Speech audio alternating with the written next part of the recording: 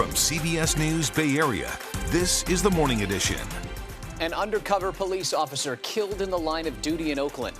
Tributes pour in for a fallen officer who played a big role in the community. And this morning, the search for the suspect continues. A new year means new laws will go into effect here in California.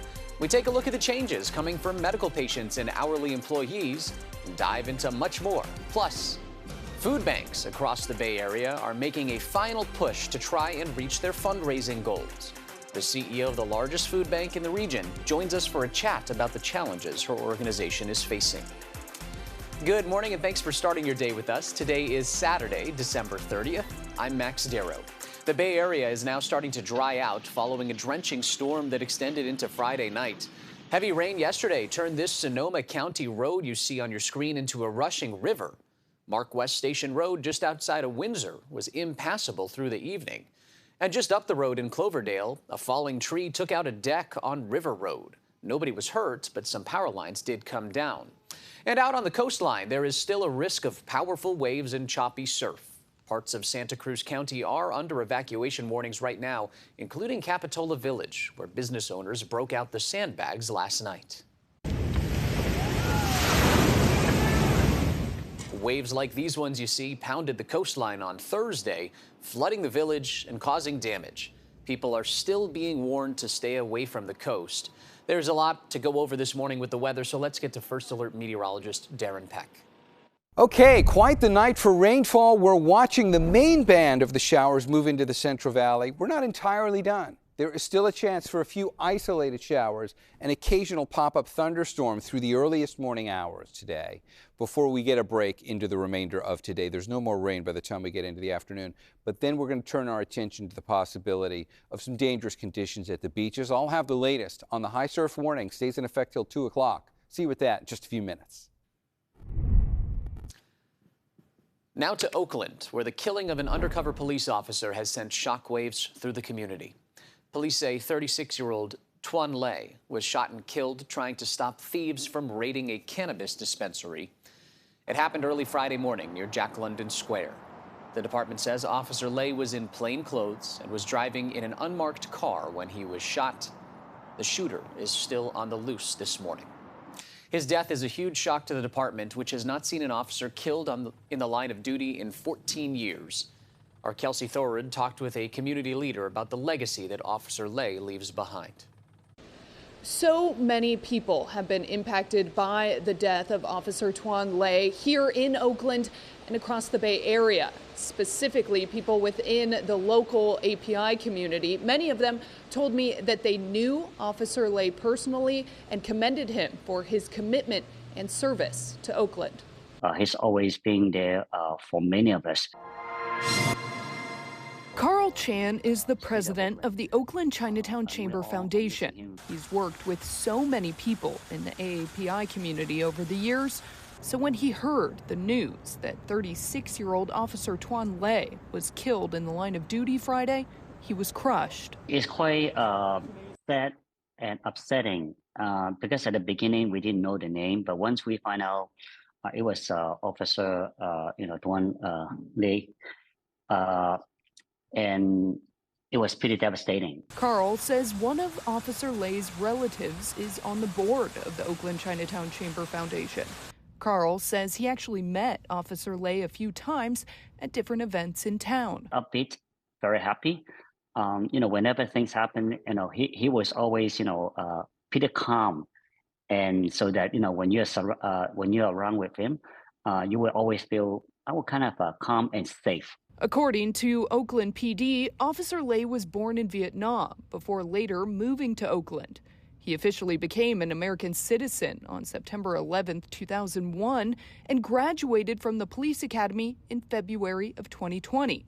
OPD described Lei as a devoted husband to his wife and someone who will be remembered for his kindness, his smile, and the positive change he brought to the lives of those around him.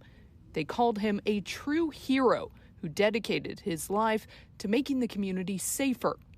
Carl told me he couldn't agree more. We want to send our appreciation to the Officer Lei, and also thanking the OPD for what they have been doing and supporting our city and our community.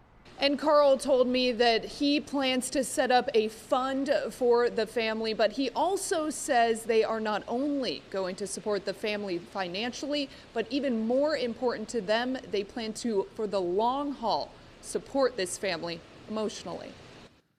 Governor Gavin Newsom issued a statement offering his condolences to Officer Leigh's family, colleagues, and the entire Oakland community. That is on our website, kpix.com as well. We're also hearing from former Police Chief LaRon Armstrong, who says as they grieve together, they should focus on finding the killers and bringing them to justice. Oakland has, of course, been without a permanent chief since Mayor Sheng Tao fired Armstrong last February. And now the city will not get a new chief until March at the earliest.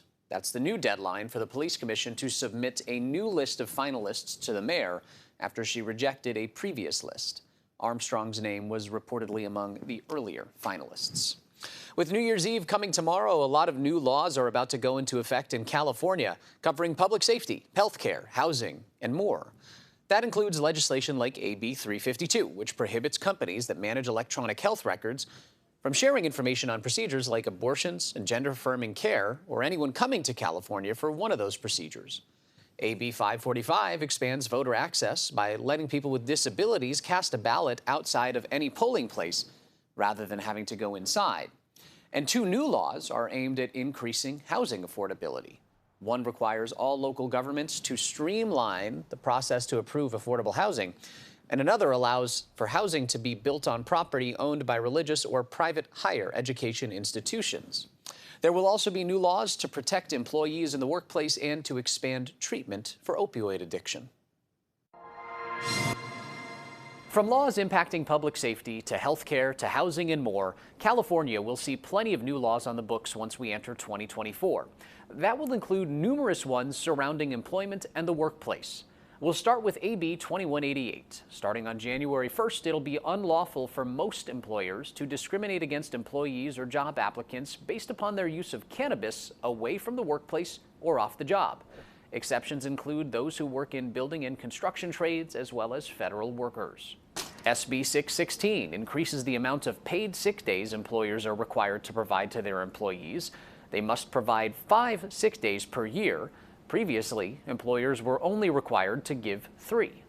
On January 1st, statewide minimum wage will go up to $16 an hour. In April, AB 1228 takes effect, which will raise the minimum wage for fast food workers to $20 an hour. And then in June, SB 525 takes effect, which will begin the process of scaling up the minimum wage for healthcare workers to $25 an hour by 2033. In the public safety arena, SB 673 will go into effect, establishing an Ebony Alert notification system.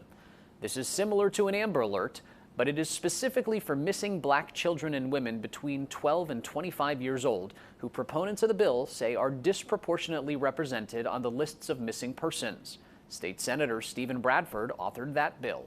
African-American young individuals make up almost 40% of those individuals who come up missing. African-Americans, whether they're children or young adults, are often listed as runaways. Switching gears now to AB 663, which takes effect on January 1st.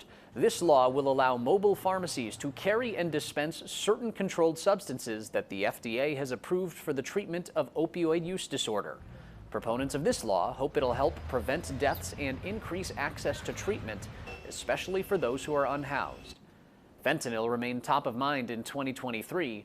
Starting in 2024 with the passage of AB 701, those convicted of dealing high amounts of fentanyl can face steeper prison sentences. And BART riders, take note, fares are going up by 5.5% starting on Monday. That's an average increase of about 23 cents per trip. An East Bay animal shelter.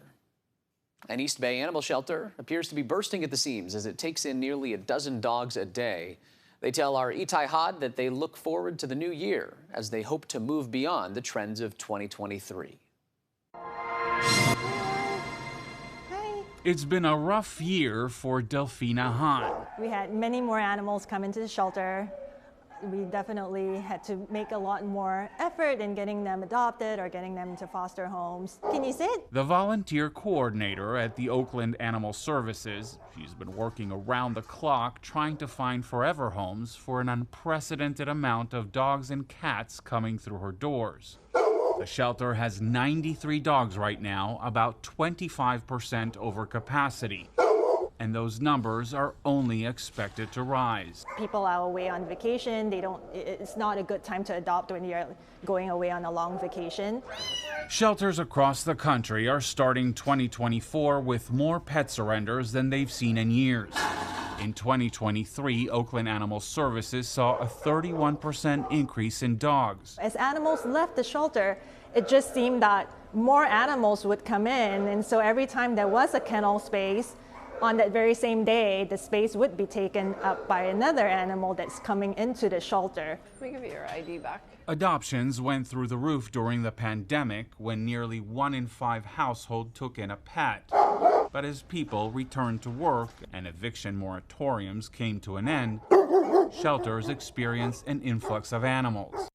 To meet the demand, Oakland Animal Services has been updating its website and pushing more adoption events just to clear some of the kennels. We've made the process for adoption easy. We put a lot of effort in doing that this year, and I think that will carry over into next year because it's kind of, you have a momentum behind it now.